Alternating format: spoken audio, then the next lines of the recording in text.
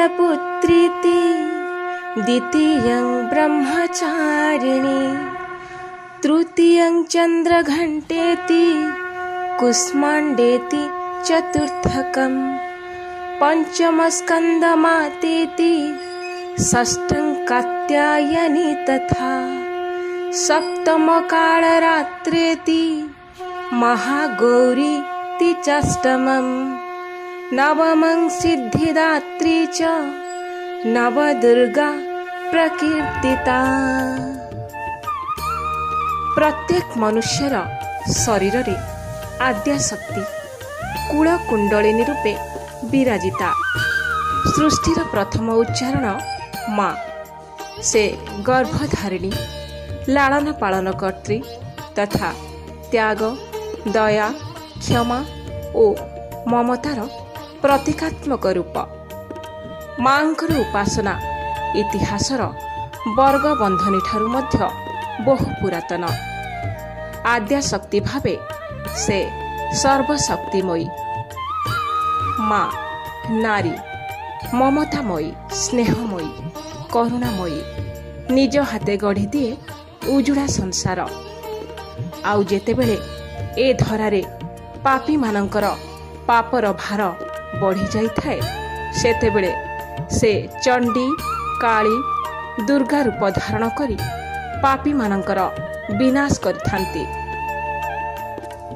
विश्व ब्रह्मांडर सृष्टि, स्थिति, पालन, विलय और समस्त जागतिक कार्य केवल अदृश्य शक्ति द्वारा ही नियंत्रित होइथाए तथा शक्तिर इच्छा अनुଯାयी ही जीव जगत संपूर्ण परिचालित। हिंदू देवता मानंकर शक्ति गुड़िक साकार होई मातृका रूप धारण करती। जेपरिकी ब्रह्मांक ठारू ब्राह्मणी, विष्णुंक ठारू वैष्णवी, शिवंक ठारू माहेश्वरी, इंद्रंक ठारू इंद्राणी, कार्तिकेयंक ठारू कुमारी, बराहंक ठारू बराही एवं देवींक ठारू चामुंडा, नरसिंही और विनायकी। सेथिपाई समग्र मानव समाज शक्ति उपासना को श्रद्धा, भक्ति और निष्ठा सहकारे काहे केउ आवाहमान कालरू ग्रहण करि आसिछि। शक्ति हेउछंती आदि जननी, करुणामयी, सकल संकटहारिणी माँ। से द्विभुजा, चतुर्भुजा, अष्टभुजा, दशभुजा और सहस्रभुजा रूपे पूजिता। श्री दुर्गा हेउछंती स्वयं शक्ति। एकदा महिषासुरर अत्याचार रे अतिष्ठ होई पड़िथिले देवता माने, जहा परे से माने ब्रह्मांक शरण पशिथिले। ब्रह्मांक कथा अनुଯାयी जणे कुआरी कन्या हातरे दैत्यराजर मृत्यु हेबो बोली तांकु बर मिलिथिला। एहा सुनिबा परे देवता माने निज निज शक्ति को एकत्र कले। सेही तेज अविलंबे एक दिव्य नारी रूपरे परिवर्तित हेला। देवींक दिव्य रूप देखि देवतागण भाविले जे ये निश्चय आमर दुर्गति नाश करिवे। जहा परे मातांकु दुर्गा बोली अभिहित करा जायथिला। देवी दुर्गांक उज्जवल रूप तथा तेजकु देखि भयभीत होई पड़िथिला दैत्य राजा। परे ताहार दौरात्म्यरु देवता मानंकु रक्षा करिबाकु जाई माता तार संहार करथिले। जहा परे देवी दुर्गा महिषामर्दिनी भावे परिचित होइथिले। मार्कंडेय पुराण अनुसारे राजा सुरथ एवं वैश्य मेधा ऋषिंक ठारू महामायांक चरित्र श्रवण करिबा परे परमानंद लाभ करिथिले तथा नदी कूଳରେ देवींकर मृण्मयी मूर्ति को निर्माण और प्रतिष्ठा पूर्वक शास्त्रीय विधि रे पूजा करिथिले। परवर्ती काल रे मृण्मयी मूर्ति पूजा व्यक्तिगत, पारिवारिक और सामाजिक उपासनार रूप ग्रहण करिथिला। किंबदंती अनुଯାयी देवी दुर्गा महिषासुर आक्रमण करने सह जड़े जड़े करी ଅନ୍ୟ ଅସୁରମାନଙ୍କୁ ନିହତ କରିବାକୁ ଲାଗିଥିଲେ। ହେଲେ ମହିଷୀ ରୂପ ଧାରଣ କରିଥିବା ମହିଷାସୁରକୁ ମାରିବା ପାଇଁ ଦେବୀଙ୍କୁ ପ୍ରାୟ 9 ଦିନ ସମୟ ଲାଗିଥିଲା, ଯେଉଁଥିପାଇଁ ନବରାତ୍ରକୁ 9 ଦିନ ପାଳନ କରାଯାଇଥାଏ। ଏହି 9 ଦିନରେ ମାଙ୍କର 9ଟି ରୂପକୁ ପୂଜା କରାଯାଇଥାଏ। ପ୍ରଥମ ଦିବସରେ ମା ଦୁର୍ଗାଙ୍କର ଶୈଳପୁତ୍ରୀ ରୂପକୁ ଉପାସନା କରାଯାଏ। ହିମାଳୟଙ୍କ ତପସ୍ୟା ଓ ପ୍ରାର୍ଥନା ଦ୍ୱାରା ପ୍ରସନ୍ନ ହୋଇ ଦେବୀ ତାଙ୍କ କନ୍ୟା ଭାବେ ଜନ୍ମ ନେଇଥିଲେ। ସେଥିପାଇଁ ତାଙ୍କୁ ଶୈଳପୁତ୍ରୀ ବୋଲି କୁହାଯାଏ। ନବରାତ୍ରର ଦ୍ୱିତୀୟ ଦିବସରେ ବ୍ରହ୍ମଚାରିଣୀ ସ୍ୱରୂପରେ ମାତା ଦୁର୍ଗାଙ୍କୁ ଭକ୍ତମାନେ ଉପାସନା କରିଥାନ୍ତି। ତାଙ୍କ ଦକ୍ଷିଣ ହସ୍ତରେ ମନ୍ତ୍ର ଜପାମାଳି ଓ ବାମ ହସ୍ତରେ କମଣ୍ଡଳ ଶୋଭା ପାଇଥାଏ। ନବରାତ୍ରର ତୃତୀୟ ଦିନରେ ଚନ୍ଦ୍ରଘଣ୍ଟାଙ୍କ ଉପାସନା କରାଯାଇଥାଏ। ଏହା ଦେବୀଙ୍କର ଉଗ୍ର ରୂପ। ମାଙ୍କ ମସ୍ତକରେ ଘଣ୍ଟା ଆକାରର ଅର୍ଦ୍ଧଚନ୍ଦ୍ର ଥିବାରୁ ତାଙ୍କୁ ଚନ୍ଦ୍ରଘଣ୍ଟା କୁହାଯାଏ। ଦେବୀ ଚନ୍ଦ୍ରଘଣ୍ଟାଙ୍କ ବାହନ ହେଉଛନ୍ତି ସିଂହ। ଚତୁର୍ଥ ଦିବସରେ ଭକ୍ତମାନେ ମା ଦୁର୍ଗାଙ୍କର କୁଷ୍ମାଣ୍ଡା ରୂପକୁ ପୂଜା କରିଥାନ୍ତି। ମା କୁଷ୍ମାଣ୍ଡାଙ୍କୁ କଖାରୁର କାନ ଝୁମୁକା ଏବଂ କଖାରୁ ବଳି ଅତ୍ୟନ୍ତ ପ୍ରିୟ ଏବଂ ସଂସ୍କୃତରେ କଖାରୁକୁ କୁଷ୍ମାଣ୍ଡ ବୋଲି କୁହାଯାଏ। ଏଥିପାଇଁ ମା ଦୁର୍ଗାଙ୍କ ଏହି ସ୍ୱରୂପକୁ କୁଷ୍ମାଣ୍ଡା କୁହାଯାଏ। ସେ ହେଲେ ଅଷ୍ଟଭୁଜା। ତାଙ୍କର ଗୋଟିଏ ହସ୍ତରେ ଅମୃତ କଳସ ଶୋଭା ପାଇଥାଏ। ନବରାତ୍ରର ପଞ୍ଚମ ଦିବସରେ ସ୍କନ୍ଦ ମାତାଙ୍କୁ ପୂଜା କରାଯାଏ। କୁମାର କାର୍ତ୍ତିକେୟଙ୍କ ମାତା ହୋଇଥିବାରୁ ତାଙ୍କୁ ସ୍କନ୍ଦ ମାତା ବୋଲି କୁହାଯାଏ। ଏହି ରୂପରେ ମାତା ପୁତ୍ର ସ୍କନ୍ଦକୁ କୋଡ଼ରେ ବସାଇଥାନ୍ତି। ସେ ହେଉଛନ୍ତି ଚତୁର୍ଭୁଜା ଓ ସିଂହ ଉପରେ ବିରାଜିତା। ନବରାତ୍ର ଷଷ୍ଠ ଦିବସରେ ଦେବୀଙ୍କୁ କାତ୍ୟାୟନୀ ରୂପରେ ଉପାସନା କରାଯାଏ। ମହର୍ଷି କାତ୍ୟାୟନଙ୍କ ତପସ୍ୟାରେ ସନ୍ତୁଷ୍ଟ ହୋଇ ଦେବୀ ତାଙ୍କର କନ୍ୟା ରୂପେ ଜନ୍ମ ହୋଇଥିଲେ।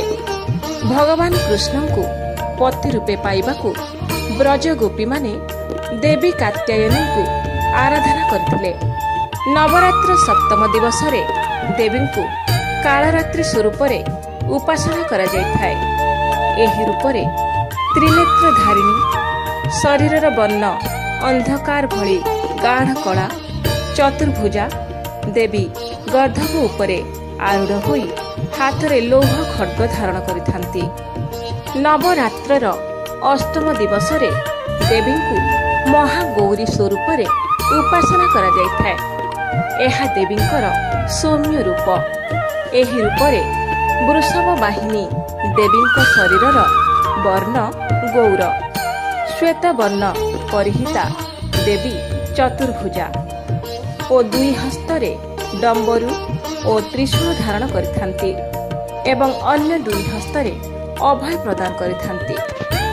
ନବରାତ୍ରର ନବମ ବା ଶେଷ ଦିବସରେ ଦେବୀ ସିଦ୍ଧିଦାତ୍ରୀଙ୍କୁ ଉପାସନା କରାଯାଇଥାଏ। ସେ ଚତୁର୍ଭୁଜା ଓ ଶଙ୍ଖ, ଚକ୍ର, ଗଦା ଓ ପଦ୍ମଧାରିଣୀ ଅଟନ୍ତି। ସେ ପଦ୍ମ ଉପରେ ଉପବେଶନ କରିଥାନ୍ତି। ସିଦ୍ଧିଦାତ୍ରୀଙ୍କ ପୂଜା ସହିତ କୁମାରୀମାନଙ୍କ ଆରାଧନା ପରେ ନବରାତ୍ରରେ ନବ ଦୁର୍ଗା ପୂଜା ସମ୍ପୂର୍ଣ୍ଣ ହୋଇଥାଏ। 9 ଦିନରେ ନବଦା ଭକ୍ତି ସହିତ ମାଙ୍କୁ ଉପାସନା କରାଯାଇଥାଏ। ସେଗୁଡ଼ିକ ହେଲା ଶ୍ରବଣ, କୀର୍ତ୍ତନ, ସ୍ମରଣ, ପୂଜନ, ବନ୍ଦନ, ପାଦ ସେବନ, ଦାସ୍ୟ, ସାକ୍ଷ୍ୟ ଓ ଆତ୍ମନିବେଦନ। ନବରାତ୍ର ଉପାସନା ସହିତ ଶ୍ରୀ ଦୁର୍ଗା ସପ୍ତଶତୀ ମନ୍ତ୍ରଗୁଡ଼ିକ ପାଠ ମାତ୍ରକେ ମନୁଷ୍ୟ 7 ଜନ୍ମରେ ଉପାର୍ଜିତ ବ୍ରହ୍ମ ହତ୍ୟା ସଦୃଶ ଘୋର ପାତକ ଏବଂ ସମସ୍ତ କର୍ମସରୁ ମୁକ୍ତ ହୋଇଯାଏ। ମାର୍କଣ୍ଡେୟ ପୁରାଣ ହେଉଛି ଦେବୀ ଉପାସନାର ମୌଳିକ ତଥା ପ୍ରଧାନ ଶାସ୍ତ୍ର। ଭଗବାନ ବେଦବ୍ୟାସଙ୍କ ଦ୍ୱାରା ରଚିତ ଏହି ପୁରାଣ 9000 ଶ୍ଲୋକ ବିଶିଷ୍ଟ ଓ 137 ଅଧ୍ୟାୟରେ ବିଭକ୍ତ। ଏହି ପୁରାଣର ସୌରଭ ହେଉଛି ଶ୍ରୀ ଦୁର୍ଗା ସପ୍ତଶତୀ। ମାର୍କଣ୍ଡେୟ ପୁରାଣର 81 ଅଧ୍ୟାୟ ଠାରୁ 93 ଅଧ୍ୟାୟ ପର୍ଯ୍ୟନ୍ତ 700 ମନ୍ତ୍ରରେ ମହାମାୟାଙ୍କ ଚରିତ୍ର ବର୍ଣ୍ଣନା କରାଯାଇଛି, ଯାହାକୁ ଶ୍ରୀ ଦୁର୍ଗା ସପ୍ତଶତୀ ବୋଲି କୁହାଯାଏ। ଏହି ମନ୍ତ୍ର ସମୂହରେ ଶ୍ରୀ ଚଣ୍ଡୀଙ୍କର ଗୁଣ କୀର୍ତ୍ତନ କରାଯାଇଛି। ଏହା 13 ଅଧ୍ୟାୟ ବିଶିଷ୍ଟ। ଏହି 13 ଅଧ୍ୟାୟକୁ 3 ଭାଗରେ ବିଭକ୍ତ କରାଯାଇଛି। ସେଗୁଡ଼ିକ ହେଲା ପ୍ରଥମ, ମଧ୍ୟମ ଏବଂ ଉତ୍ତର। ଏହି 3 ଗୋଟି ଭାଗରେ 3 ଗୋଟି ଚରିତ୍ର ବର୍ଣ୍ଣିତ ଅଛି। ପ୍ରଥମ ଚରିତ୍ରରେ ମହାକାଳୀ, ମଧ୍ୟମ ଚରିତ୍ରରେ ମହାଲକ୍ଷ୍ମୀ, ଉତ୍ତର ଚରିତ୍ରରେ ଦେବୀ ହେଉଛନ୍ତି ମହାସରସ୍ୱତୀ। ପ୍ରଥମ ଚରିତ୍ରରେ ପ୍ରଥମ ଅଧ୍ୟାୟ, ମଧ୍ୟମ ଚରିତ୍ରରେ ଦ୍ୱିତୀୟ, ତୃତୀୟ ଓ ଚତୁର୍ଥ ଅଧ୍ୟାୟ ଏବଂ ଉତ୍ତର ଚରିତ୍ରରେ ପଞ୍ଚମ ଠାରୁ ତ୍ରୟୋଦଶ ଅଧ୍ୟାୟ ରଖାଯାଇଛି। ପ୍ରଥମ ଚରିତ୍ରରେ ବ୍ରହ୍ମା ଯୋଗ ନିଦ୍ରାଙ୍କର ସ୍ତୁତି କରି ବିଷ୍ଣୁଙ୍କୁ ଜାଗ୍ରତ କରିଥିଲେ। ଏହିଭଳି ଜାଗ୍ରତ ହେବା ଦ୍ୱାରା ମଧୁ କୈଠବର ନାଶ ହୋଇଥିଲା। ଦ୍ୱିତୀୟ ଚରିତ୍ରରେ ମହିଷାସୁର ବଧ ନିମିତ୍ତ ସମସ୍ତ ଦେବଗଣଙ୍କର ଶକ୍ତି ଏକତ୍ର ହୋଇ ସେହି ଶକ୍ତି ଦ୍ୱାରା ମହିଷାସୁର ବଧ ହୋଇଥିଲା। ତୃତୀୟ ଚରିତ୍ରରେ ଶୁମ୍ଭ ନିଶୁମ୍ଭ ବଧ ନିମିତ୍ତ ଦେବଗଣ ପ୍ରାର୍ଥନା କଲେ। ସେତେବେଳେ ପାର୍ବତୀଙ୍କ ଶରୀରର ପ୍ରାଦୁର୍ଭାବ ହେଲା। ଆଉ କ୍ରମଶଃ ଧୂମ୍ରଲୋଚନ, ଚଣ୍ଡମୁଣ୍ଡ ଏବଂ ରକ୍ତବୀଜର ବଧ ହୋଇ ଶୁମ୍ଭ ନିଶୁମ୍ଭର ସଂହାର କରାଗଲା। ଶ୍ରୀ ଦୁର୍ଗା ସପ୍ତଶତୀର ପ୍ରତ୍ୟେକ ଶ୍ଲୋକ ସ୍ୱୟଂ ଆଦିଶକ୍ତିଙ୍କର ପ୍ରଭାବଶାଳୀ ମହାମନ୍ତ୍ର ଅଟେ। ସର୍ବରୂପ ମୟୀ ଦେବୀ ସର୍ବଂ ଦେବୀ ମୟଂ ଜଗତ୍ ଅତୋହଂ ବିଶ୍ୱରୂପାଙ୍ଗ ନମାମି ପରମେଶ୍ୱରୀ। ଦେବୀ ସର୍ବମୟୀ ଏବଂ ସମ୍ପୂର୍ଣ୍ଣ ଜଗତ ଦେବୀମୟ ଅଟେ। ଅତଃ ମୁଁ ସେହି ବିଶ୍ୱରୂପା ପରମେଶ୍ୱରୀଙ୍କୁ ପ୍ରଣାମ ଜଣାଉଛି। ଦାସୋୟମିତି ମାଂ ମତ୍ୱା କ୍ଷମସ୍ୱ ପରମେଶ୍ୱରୀ। ଆବାହନଂ ନ ଜାନାମି ବିସର୍ଜନಂ। ପୂଜାଂ ଚୈବ ନ ଜାନାମି କ୍ଷମ୍ୟତାଂ ପରମେଶ୍ୱରୀ। ମନ୍ତ୍ରହୀନଂ କ୍ରିୟାହୀନଂ ଭକ୍ତିହୀନଂ ସୁରେଶ୍ୱରୀ। ୟତ୍ପୂଜିतं ମୟା ଦେବୀ ପରିପୂର୍ଣ୍ଣଂ ତଦस्तु मे। जय मां दुर्गे।